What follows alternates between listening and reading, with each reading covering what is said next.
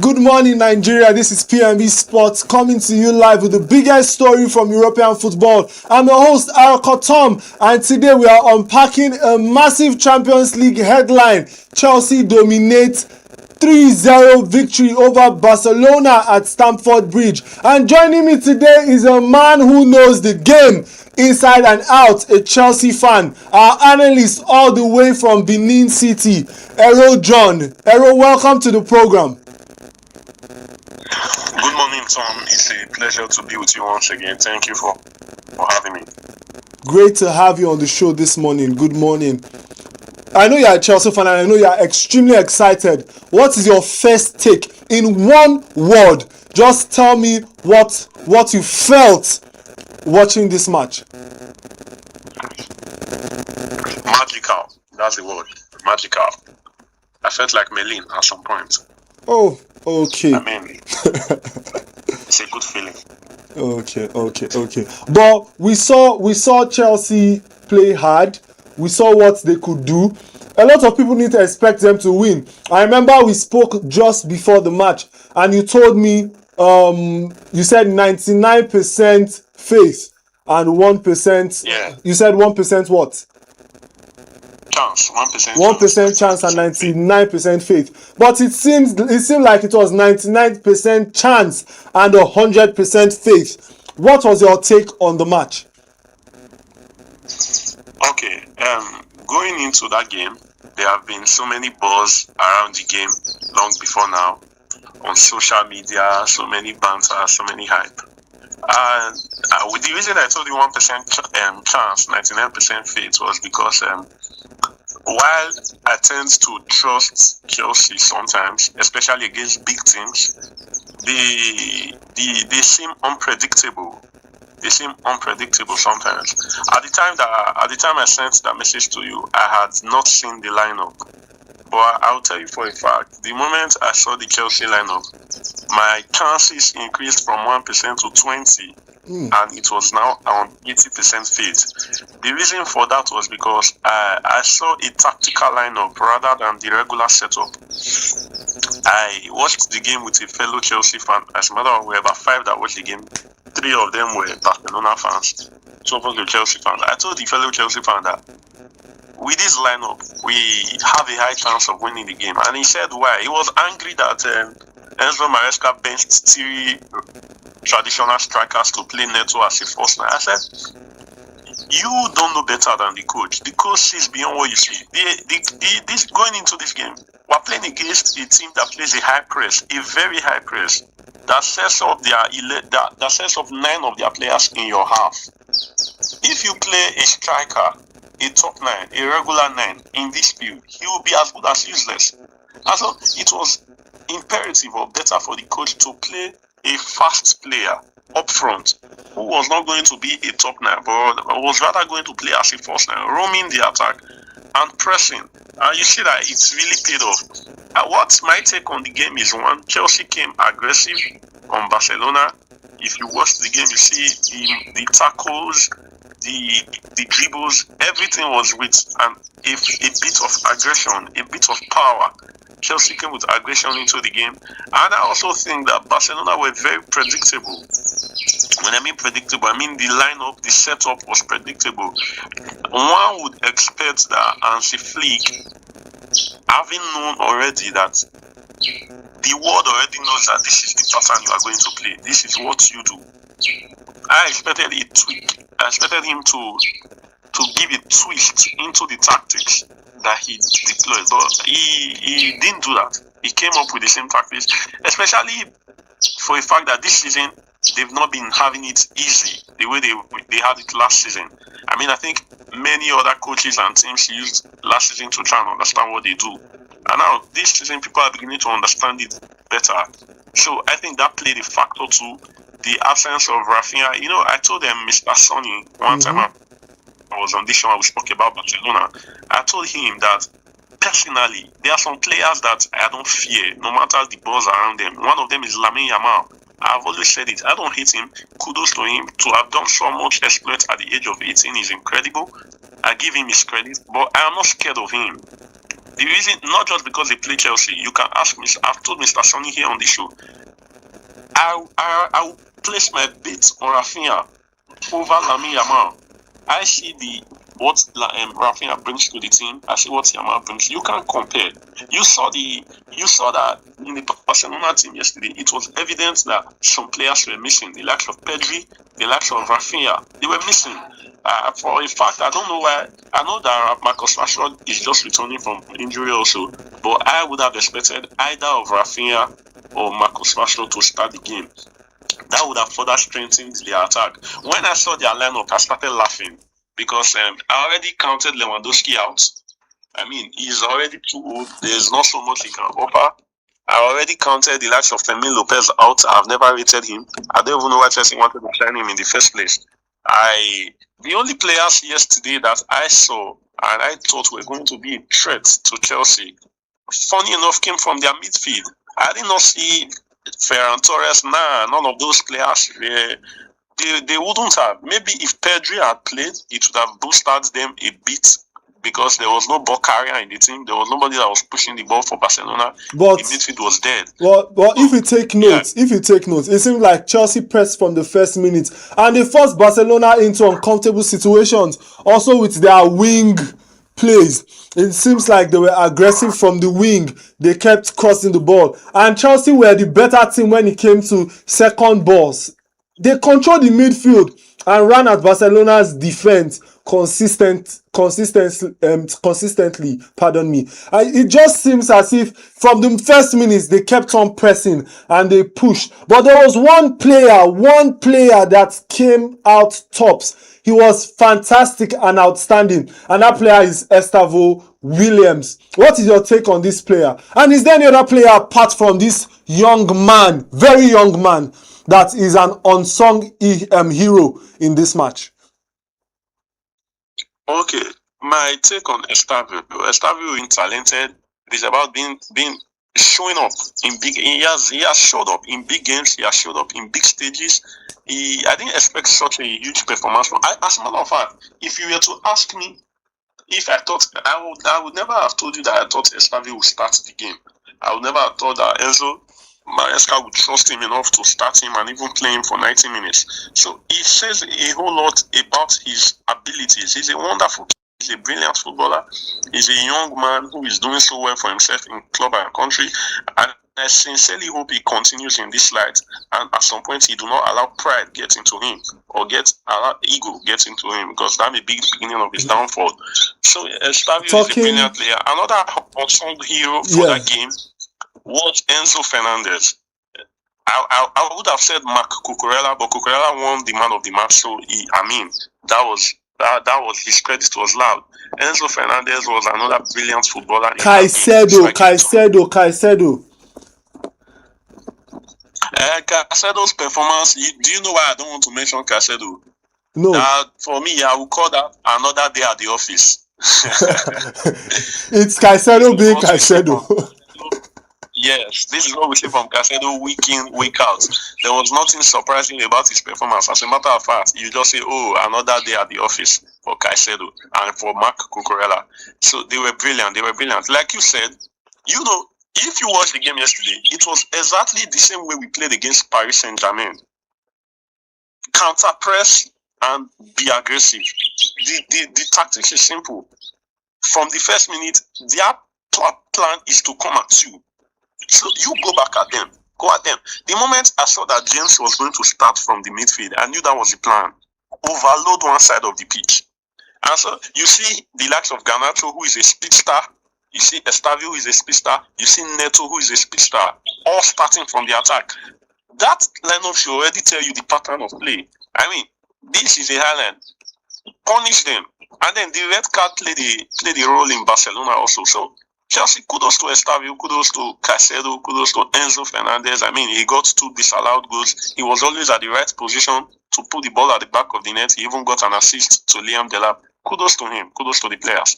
Talking about the disallowed goals, what is your take on the disallowed goals? Because it seems like you people had a lot of opportunities, and if things went right, this is a match that could have easily ended in 6-0 or 5-0. So what is your take on that? For the disallowed goals, I think they were all accurate except one. I think Enzo Fernandez second disallowed goal was controversial. That was very controversial. I didn't see that as I didn't see that. I think that was the one that was disallowed for a handball, an offside. I didn't see that. That was controversial, very controversial. I would have thought that was a goal if that was checked properly. I don't know, but I personally thought that was a goal. But the others, yes, they were they were giving the right calls. The first one was clearly an offside. I think the third one was clearly offside also. Okay. So, but Enzo Fernandez' second goal was very controversial and should have stood. Okay. As a Chelsea fan, I know that would be your opinion. But let's leave the stars of the day and move to Barcelona. Barcelona seems to be struggling from the back, and they also lacked composure when it came to defense. Lewandowski was isolated up front as well. What do you think that they could have done differently to change this match? Or do you just think it's Barcelona being Barcelona? I don't think it's Barcelona being Barcelona, because this same Barcelona, they've used the same set of players, the same tactics to win big games. This was what they did to beat Madrid 4 times last season. So I don't think it's Barcelona. This was what they used to get to the semi-finals of the UEFA Champions League last season. So I don't think it's Barcelona being Barcelona. I think it's 3 factors for me. One, I think they are becoming predictable and readable now. I think teams are beginning to understand how they play, how they set up, and things are beginning to, I told you something the last time I was on this show. Every tactics has a loophole. Whether you decide to play compact, you decide to play high, every tactics in football has a loophole. So I think the opponents are beginning to study them, are beginning to watch their games, they are beginning to see how to play them, how to counter them, how to get them into punishable positions. That's one. Secondly, I think whether you agree with me or not, every coach's practice is better deployed by certain players. For example, let me make a reference. I told you before on this show, and I think I've told Mr. Sonny, people may not agree, but if you watch football tactically, you understand. In Manchester United, if you take out Amad Diallo from the game, go and watch every match that he has been taking off, they end up losing points or they end up cracking. He does more of covering spaces. He does more of winning second balls. He does more of cutting and breaking attacks. He cannot dictate the play. And so there is no Pedri to dictate the play from the midfield, who can supply the ball easily to Lamine Yamal to the flank, supply the ball to Marcus Rashford, supply the ball to Rafinha, supply the ball to Lewandowski. It's a problem. And then there is also a Rafinha who is not starting, who is the heart of the attack, who does the dance. You must switch. This is one reason I will always give respect to the likes of Pep Guardiola, the likes of Jose Mourinho, the likes of Antonio Conte, the likes of Jurgen Klopp. They are very sound tactically. When you start a game in a certain formation or with certain tactics, and you see that your opponents have read it, they've understood it, and they are at another thing. Errol. Talking about switching tactics, our viewers are curious. Barcelona had a red card. But even before the red card, that is not an excuse. Even before the red card, they were already down. You could see that they were confused on the pitch. They didn't know what to do. How did this red card actually affect this team moving forward in that match? You see, I will say something to explain better what I want to tell you now. 2 blind men are working together. Okay, 2 men are working. One is completely blind. The other has one eye and is managing to lead the other. They are holding themselves with their sticks. And suddenly, the man with one eye, his eyes goes blind. The eye is managing covers. They will fall into the gutter, sir. From the 10th minute of the game, they were confused, like you have rightly said. Before the red card, their only chance was the sitter that Ferran Torres missed. Their only chance before the red card. That was their only clear-cut chance they had. Now, the game is already going south for Hansi Flick and Barcelona. and then you go on to get a red card. Not just a red card, your captain, a central defender, goes on to get a red card. My brother, there's little or nothing you can do. It will take a miracle, especially playing against Honestly, you say what? honestly, I love your illustration. Did you see what Enzo Maresca did in the second half? Immediately, Gusto got a yellow card in the first half. One would expect, or the usual Enzo Maresca will leave him on the pitch. The moment the second half started, he took him out and brought in a midfielder, taking Rich James back to the right back position. That goes to tell you that Maresca was not ready to take chances, was not ready to let anything slip. And let me speak quickly. I don't want to use mistake here, say Gusto collect red card. And we are down to 4-4. That was the plan. So, you understand? So it was a big problem.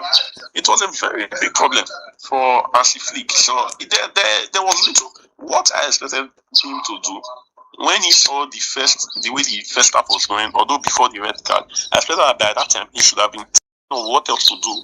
How do I change this game? I expected the likes of Rashford and Rafinha to come in earlier than they did, sincerely. I expected them to come in earlier than they did. You saw that when Rafinha came in, Rafinha had a clear chance, although Sanchez saved it. So just to show you about such players. Yeah. Okay. Well, so the red card was a huge blow, a very huge blow to them. Chelsea. I know you're going to be in your feelings about this one. Do you expect people to look at Chelsea as actual Champions League contenders now? Or do you just think it's an early fluke for them? It's too early, sir.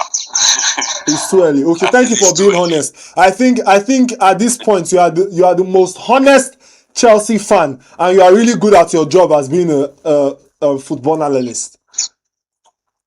It's too early because Chelsea is a very inconsistent team. That's my biggest problem. You see that we have won yesterday now.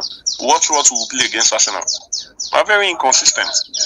We may even go and lose to Sunderland or one small team. So we are inconsistent. I can't bank on that for now. Maybe when we get to the quarterfinal stages, if we get there, we can now start bringing in the contenders title. For now, we still have about 3 or 2 group stage matches to go. So we are far from being contenders now. We just settled a score with a team that said they were going to feast on us. That's all. Okay. Talking about the team that said they were going to feast on Chelsea, if you were in Barcelona's dressing room at the moment, what will you change? What changes are you going to make to the team? And what are you going to tell the team at the moment to raise their spirits up moving forward? Okay, football is very psychological. I've told you that football is 70% psychological and 30% physical. What you say to players, what you tell yourself, mentality matters.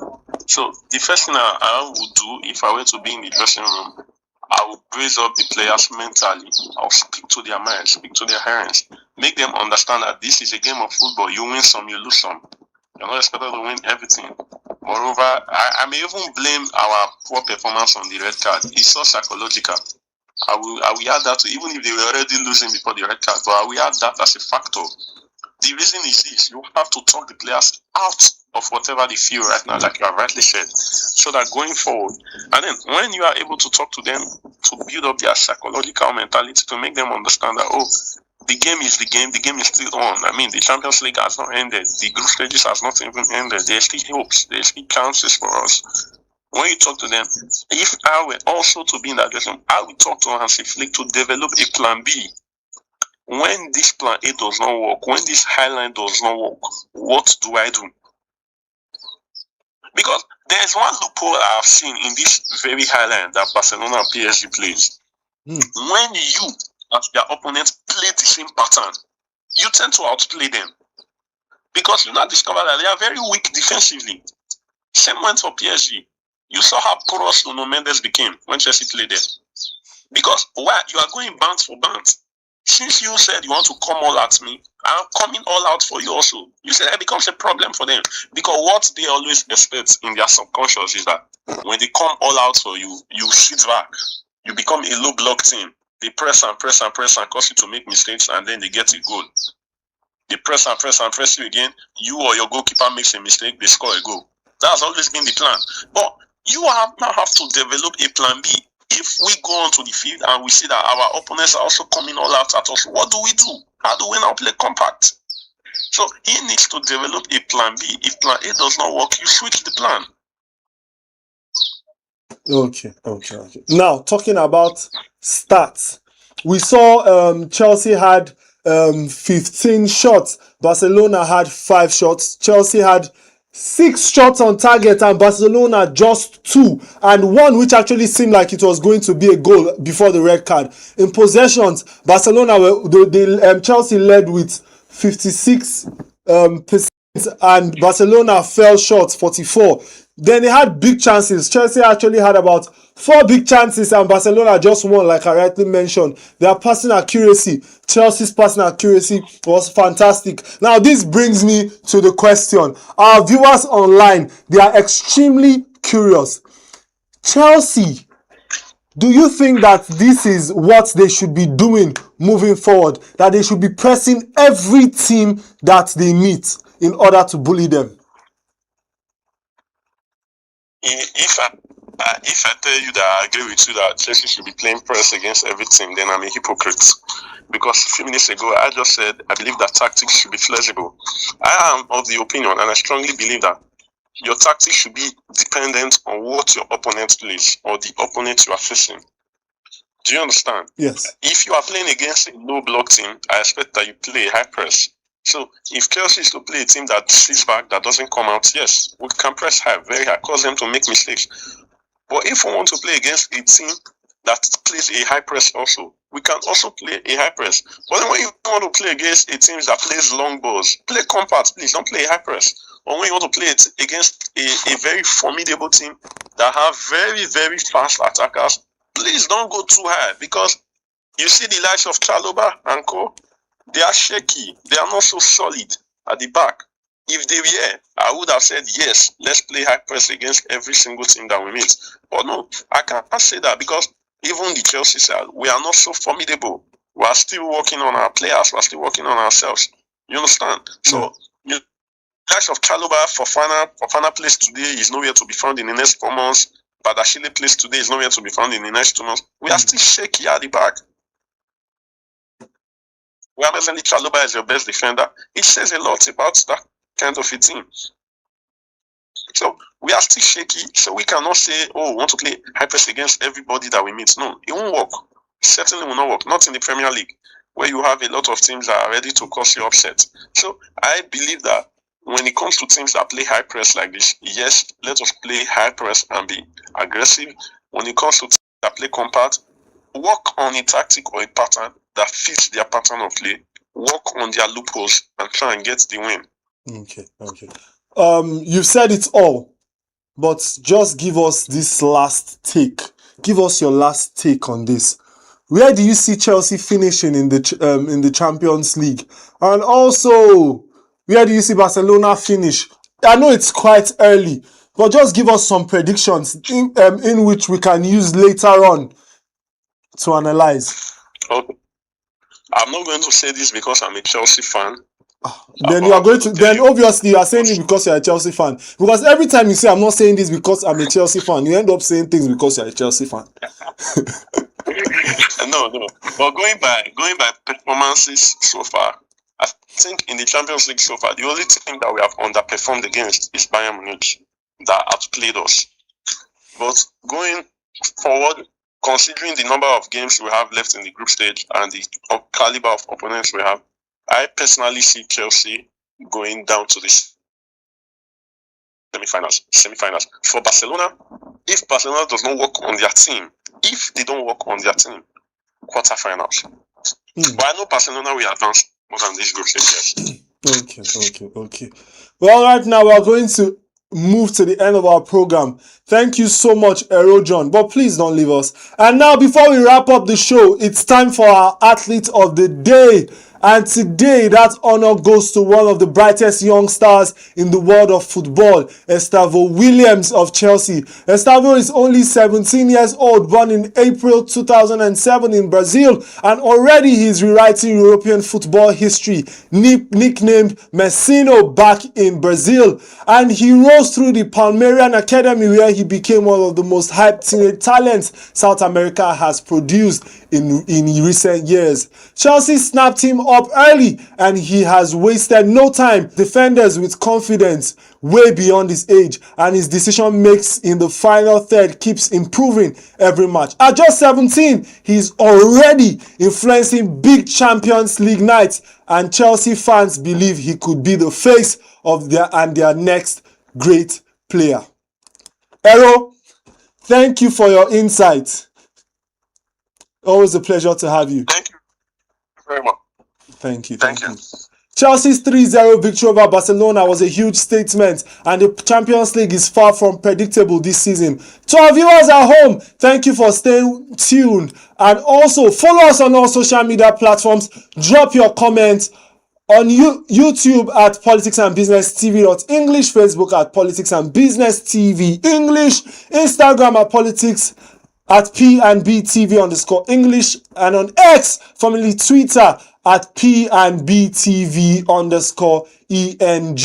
Follow the conversation online and tell us, did Chelsea win because they were brilliant or because Barcelona collapsed? I'm Arako Tom. This is P&B Sports Show, and we'll be back tomorrow with more action, more analysis, and more sports stories from around the world. Stay with us and enjoy the rest of your morning.